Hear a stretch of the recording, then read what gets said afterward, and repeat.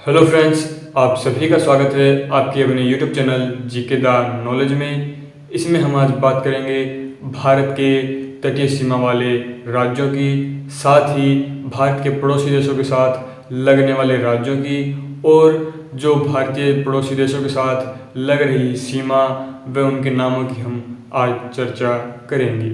तो सबसे पहले देखते हैं भारत के जो तटीय सीमा वाले क्षेत्र हैं, यानी तटीय सीमा वाले राज्य व केंद्र शासित प्रदेश हैं, उनकी बात करते हैं। तो आइए शुरुआत करते हैं। तो सबसे पहले आएंगे भारत के तटीय सीमा राज्य व केंद्र शासित प्रदेश। भारत के तटीय सीमा राज्य व केंद्र शासित प्रदेश मतलब कि जो भारत के तट पर स्थित जो राज्य हैं वे और केंद्र शासित प्रदेश, उनकी हम बात करेंगे। वैसे तो 9 राज्य हैं, 9 राज्य जो है तटीय सीमा पर हैं, तटीय सीमा वाले राज्य हैं, लेकिन हम जो सबसे लंबी सीमा वाला और सबसे कम सीमा वाला राज्य की हम बात करेंगे। तो सबसे लंबी जो सीमा तटीय रेखा है, सबसे लंबी तटीय सीमा वाला राज्य, जो सबसे लंबी तटीय सीमा वाला राज्य है उसकी बात करेंगे, और वो है गुजरात। गुजरात जो है सबसे लंबी तटीय सीमा वाला राज्य है, और अगर इसकी सीमा की बात करें तो इसकी जो सीमा है 1214.7 किलोमीटर है। 1214.7 किलोमीटर जो है गुजरात की तटीय सीमा है, और यह सबसे लंबी तटीय सीमा वाला राज्य है। बात करते हैं सबसे कम तटीय सीमा वाला राज्य की। जो सबसे कम तटीय सीमा जिसकी लगती है, यानी वह राज्य जिसकी सीमा सबसे कम है, वह है गोवा। गोवा राज्य है जिसकी तटीय सीमा सबसे कम है, और वो है 101 किलोमीटर। 101 किलोमीटर जो है गोवा की तटीय सीमा रेखा है। तो इसमें जो है भारत के सबसे जो लंबी तटीय सीमा वाला राज्य है गुजरात है, और सबसे कम सीमा वाला राज्य है, सबसे कम तटीय सीमा वाला राज्य है वो है गोवा, जिसका 101 किलोमीटर है। इसके बाद बात करते हैं केंद्र शासित प्रदेशों की। केंद्र शासित प्रदेशों की अगर हम बात करें, केंद्र शासित प्रदेश अगर हम इसकी बात करें तो इसमें जो है सबसे लंबी सीमा वाला राज्य जो केंद्र शासित प्रदेश होगा, सबसे लंबी तटीय सीमा, सबसे लंबी तटीय सीमा और सबसे कम तटीय सीमा वाला जो केंद्र शासित प्रदेश है। तो सबसे लंबी तटीय सीमा वाला जो केंद्र शासित प्रदेश है वो है अंडमान निकोबार। अंडमान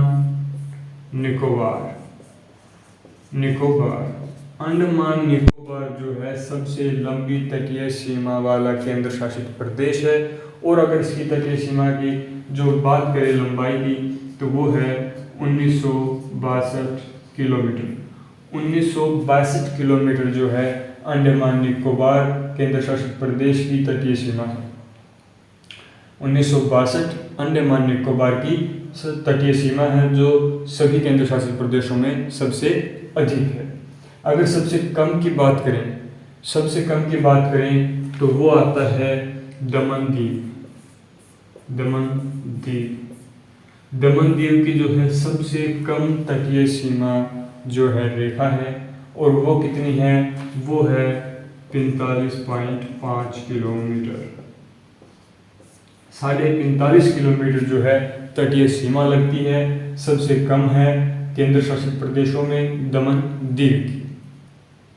तो ये बात थी तटीय सीमा की, कि जो भारत के जो तटीय सीमा जो सीमावर्ती जो राज्य हैं या केंद्र शासित प्रदेश हैं उनकी सीमाएं, जिनमें हमने बात की है सबसे कम और सबसे अधिक की। तो सबसे लंबी तटीय सीमा वाला राज्य गुजरात है, सबसे कम तटीय सीमा वाला राज्य गोवा है। केंद्र शासित की अगर हम बात करें तो सबसे लंबी तटीय सीमा केंद्र शासित में अंडमान निकोबार की, और सबसे कम की बात करें केंद्र शासित में तो वो है दमन दीव की। इसमें कोई डाउट हो किसी को तो पूछ सकता है, या फिर हम आगे चलते हैं।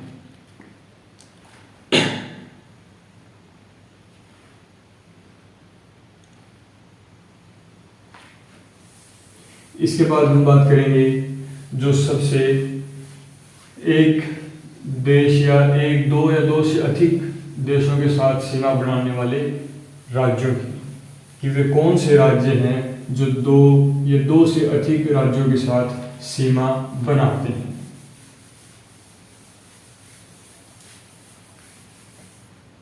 नेक्स्ट हेडिंग है दो या दो से अधिक, दो या दो से अधिक देशों के साथ सीमा बनाने वाले राज्य,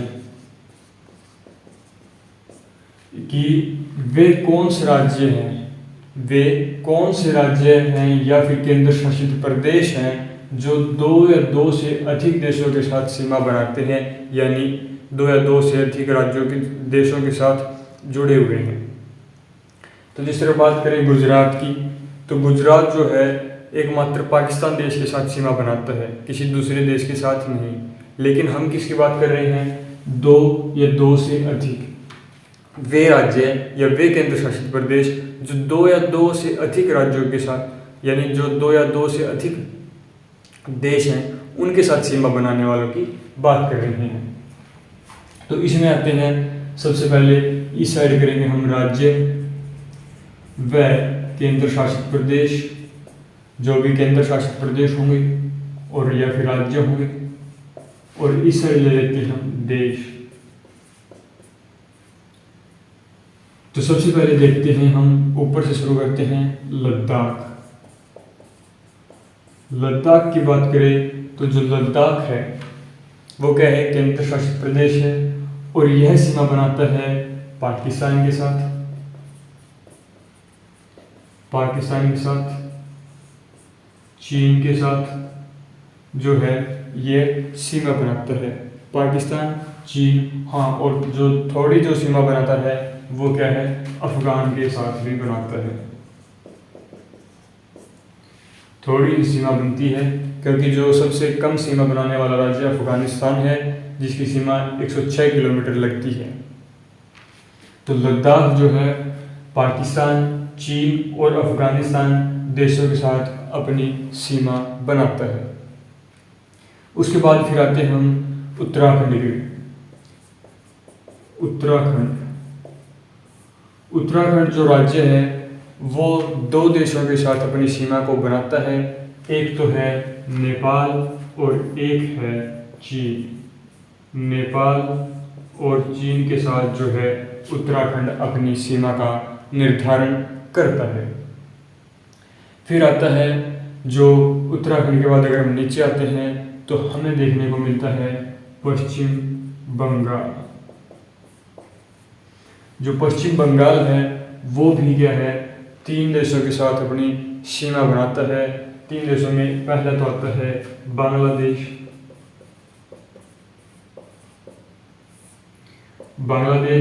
और बांग्लादेश के बाद आता है जो नेपाल, भूटान। जो पश्चिम बंगाल है वो बांग्लादेश, नेपाल और भूटान के साथ जो है अपनी सीमा बनाता है। इसके बाद बात करते हैं हम सिक्किम की। सिक्किम की अगर हम बात करें तो यह भी तीन देशों के साथ अपनी सीमा बनाता है। जो सिक्किम की इस साइड है वो नेपाल है, सिक्किम के उत्तर में जो है चीन बनेगा, और सिक्किम के पूर्व में आएंगे हम तो भूटान।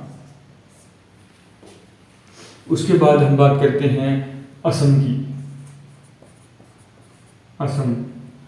असम जो राज्य है वो 2 देशों के साथ अपनी सीमा बनाता है, और वो 2 देश हैं, एक तो है बांग्लादेश और दूसरा है भूटान। असम जो है 2 देशों के साथ सीमा बनाता है। इसके बाद हम बात करते हैं अरुणाचल प्रदेश की। अरुणाचल प्रदेश जो है वो 3 देशों के साथ सीमा बनाता है, और वे 3 देश हैं चीन, म्यांमार, भूटान और म्यांमार। इन 3 देशों के साथ सीमा बनाता है अरुणाचल प्रदेश। और अंत में हम बात करेंगे मिजोरम की। मिजोरम जो है वो 2 जो राज्य देश हैं उनके साथ सीमा बनाता है, एक है म्यांमार और दूसरा है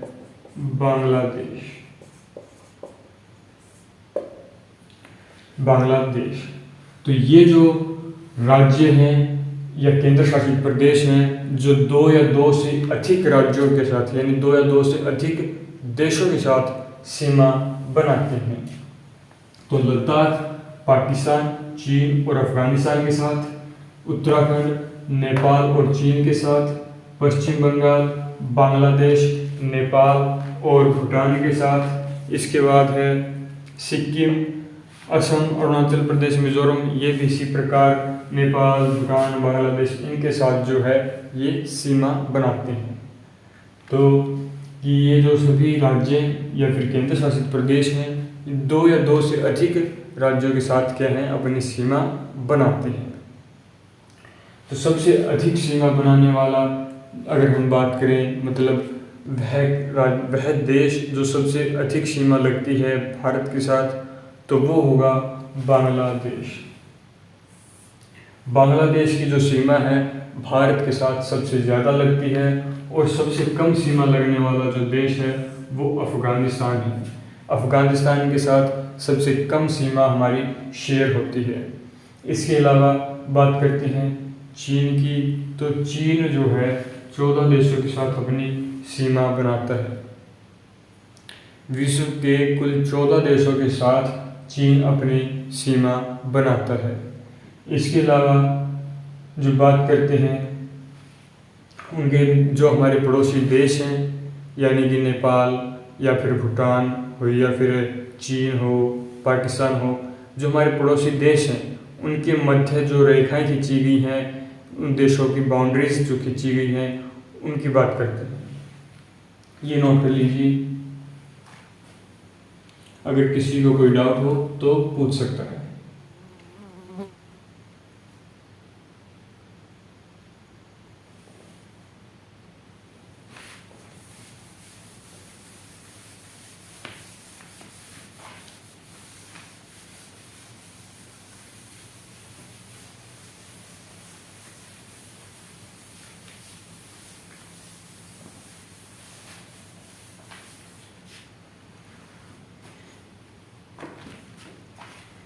अब बात करेंगे हम कि पड़ोसी देशों के साथ जो हमारी सीमाएं बनी हुई है, जो सीमाएं लगी हुई है, उन सीमाओं की को क्या कहते हैं। ये जो रेखाएं हैं, 2 देशों के बीच जो रेखाएं खींची गई है उनको क्या कहते हैं, उनका क्या नाम है और ये कब खींची गई थी।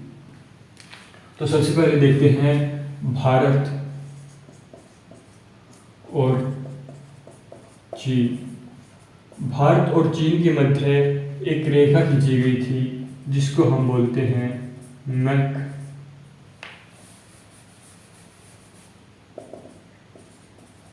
मैकमोहन लाइन या मैकमोहन रेखा, जो भारत और चीन के मध्य खींची गई थी। और ये जो रेखा खींची गई थी ये 1914 में खींची गई थी। 1914 में भारत और चीन के मध्य मैकमोहन रेखा है जो 1914 में खींची गई थी। इसके बाद बात करते हैं भारत और पाकिस्तान। भारत और पाकिस्तान। भारत और पाकिस्तान के बीच जो है रेड क्लिफ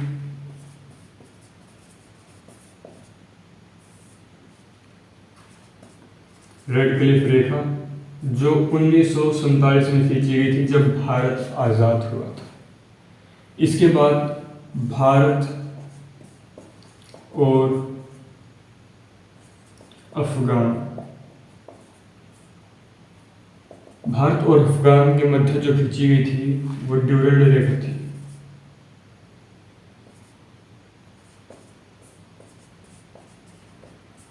भारत और अफगान के जो मध्य है वो ड्यूरेंट रेखा खींची गई थी, और ये जो ड्यूरेंट रेखा थी वो 1893 में खींची गई थी।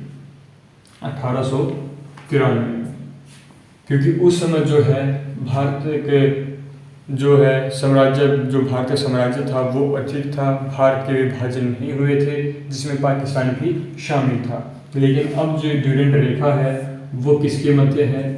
पाक और अफगान के मध्य है। पाकिस्तान और अफगान के मध्य अब क्या है? ड्यूरेंट रेखा है। पहले थी यह भारत और अफगान के मध्य में, क्योंकि उस 1893 में खींची गई थी, लेकिन उस समय तक भारत के विभाजन नहीं हुए थे, उसके टुकड़े नहीं हुए थे।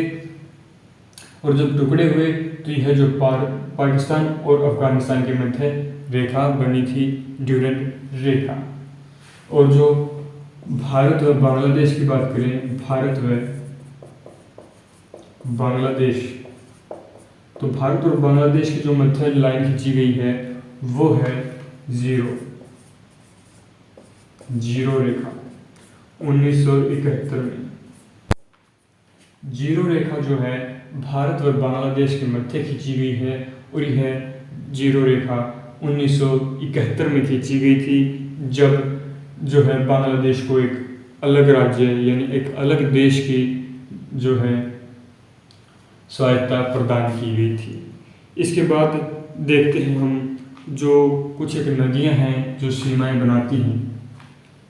ये तो थी जो सीमा रेखाएं जो विभिन्न देशों के बीच में खींची गई थी। अब बात करते हैं कुछ नदियों की जो सीमाओं का निर्धारण करती है, जिस प्रकार झेलम नदी जो है वह भारत और पाकिस्तान की सीमा का निर्धारण करती है। भारत व पाक की सीमा का निर्धारण जो झेलम नदी है वो भारत व पाकिस्तान की जो सीमा है उसका निर्धारण करती है। बात करते हैं कर्णाली नदी या फिर कह सकते हो घाघरा नदी, जो कि भारत व नेपाल की सीमा का निर्धारण करती है। भारत व नेपाल की सीमा। कर्णाली नदी भारत और पाकिस्तान की। और इरावदी नदी की बात करें, इरावदी नदी है भारत व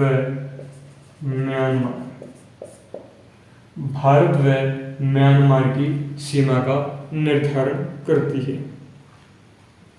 तो ये नदियां थी जो सीमाओं का निर्धारण कर रही थी, और ये रेखाएं थी जो देशों के बीच में खींची गई थी।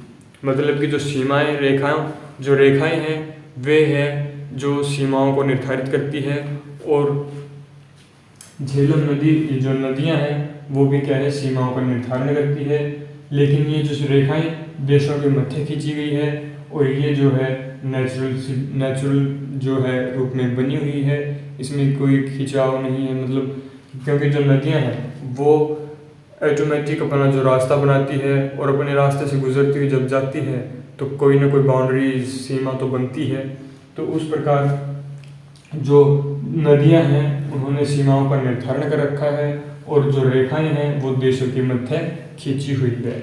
तो बात करते हैं हम फिर से भारत और चीन के मध्य, तो मैकमोहन रेखा है जो 1914 में खींची गई थी। भारत और पाकिस्तान के जो बीच में है वो रेड क्लिफ है जो 1947 में खींची गई थी। इसके बाद जो है भारत और अफगानिस्तान के मध्य ड्यूरेंट रेखा है जो 1893 में थी। लेकिन उस समय जो भारत के विभाजन नहीं हुआ था, यानी टुकड़े नहीं हुए थे, तो तब थी 1893 में।